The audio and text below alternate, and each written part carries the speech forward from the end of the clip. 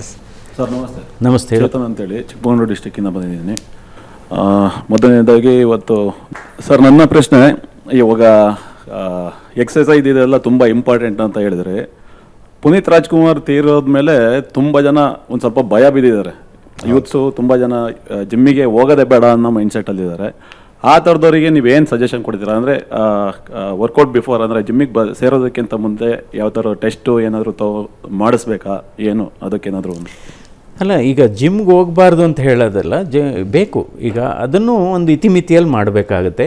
ಅಥವಾ ತುಂಬ high intensity gym, high intensity ಮಾಡೋಂಥವ್ರು ಒಂದು ಕಾರ್ಡಿಯಾಕ್ ಚೆಕಪ್ ಮಾಡಿಸ್ಕೋಬೇಕಾಗುತ್ತೆ. ECG, ಒಂದು ಎಕೋ, ಅಂದರೆ ಒಂದು ಚೆಕಪ್ ಮಾಡಿಸ್ಕೋಬೇಕಾಗುತ್ತೆ. ಅಂದರೆ ಅದನ್ನು ಕೂಡ ಫೇಸ್ಡ್ ಮ್ಯಾನರಲ್ಲಿ ಸ್ಟೆಪ್ ಅಪ್ ಮಾಡಬೇಕಾಗುತ್ತೆ. ಅದಕ್ಕೆ ವಾರ್ಮಿಂಗ್ ಅಪ್ ಪೀರಿಯಡ್ ಅಂತ ಇರುತ್ತೆ. ಫಸ್ಟ್ ಒಂದು 15 ದಿವಸ ಇದು ಇಂಟೆನ್ಸಿಟಿ, ಆಮೇಲೆ ಇನ್ನು 15 ದಿವಸ ಆದಮೇಲೆ ಸ್ವಲ್ಪ ಇದು ಎಸ್ಕಲೇಟ್ ಮಾಡ್ಕೊಂಡು ಹೋಗಬೇಕಾಗುತ್ತೆ. ಸೊ ಇದು ವಾಕಿಂಗ್ ಆಗ್ಬೋದು ಅಥವಾ ಜಿಮ್ ಆಗ್ಬೋದು, ಎರಡೂ ಒಳ್ಳೆಯದೇನೆ. ಜಿಮ್ ಮಾಡಬಾರ್ದು ಅಂತ ಏನಿಲ್ಲ, ಅಂದರೆ ಇತಿಮಿತಿನಲ್ಲಿ ಮಾಡ್ಕೊಂಡು ಹೋಗಬೇಕಾಗುತ್ತೆ. ಅದರ ಜೊತೆ ಜಿಮ್ಮಿಗೆ ಸೇರೋದು ಅಂದರೆ ಆರೋಗ್ಯಕರವಾಗಿರಬೇಕು ಅನ್ನೋದು ಉದ್ದೇಶದ ಜೊತೆಗೆ ಬಾಡಿ ಸಖತ್ ಫಿಟ್ ಕಾಣಿಸ್ಬೇಕು ಅನ್ನೋದೊಂದು. ಹೌದು. ನಾನು ಅದ್ರ 2 ಕ್ಯಾಟಗರಿಯ ಬಾಡಿ ಬಿಲ್ಡರ್ಗಳನ್ನು ನೋಡಿದ್ರು. ಒಬ್ಬರು ನ್ಯಾಚುರಲ್ ಬಾಡಿ ಬಿಲ್ಡರ್ಸ್, ಅವರಂದರೆ ತುಂಬ ನ್ಯಾಚುರಲ್ ಆಗಿದ್ದದನ್ನೇ ತಿಂತಾರೆ ಅದು. ಬಟ್ ಇನ್ನೊಬ್ಬರು ಸ್ಟೆರಾಯ್ಡ್ ತಗೊಳ್ತಾರೆ, ಅದು ಮಾಡ್ತಾರೆ. ಆಮೇಲೆ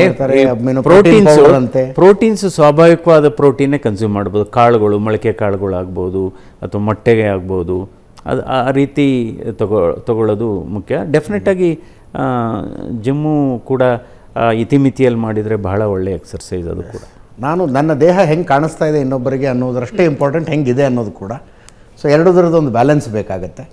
ನಾನು ತುಂಬ ಅಂದರೆ ನ್ಯಾಚುರಲ್ ಬಾಡಿ ಬಿಲ್ಡರ್ಗಳನ್ನು ಸುಮಾರು ಜನ ನೋಡಿದ್ದೀನಿ. ಅವ್ರು ಯಾರು ಅಂದರೆ ಈ ಬಾಟಲ್ನಲ್ಲಿ ಬರೋ ಪ್ರೋಟೀನ್ ತೊಗೊಳ್ಳೋದಿಲ್ಲ, ಸ್ಟೆರಾಯ್ಡ್ಸ್ ಆ ಥರದ್ದೇನೂ ಇಲ್ಲ. ಕರೆಕ್ಟ್. ತುಂಬ ನೈಸರ್ಗಿಕ, ಕೆಲವರು ಪ್ಯೂರ್ ವೆಜಿಟೇರಿಯನ್ ಬಾಡಿ ಬಿಲ್ಡರ್ಗಳನ್ನು ನೋಡಿದ್ದೀನಿ ನಾನು.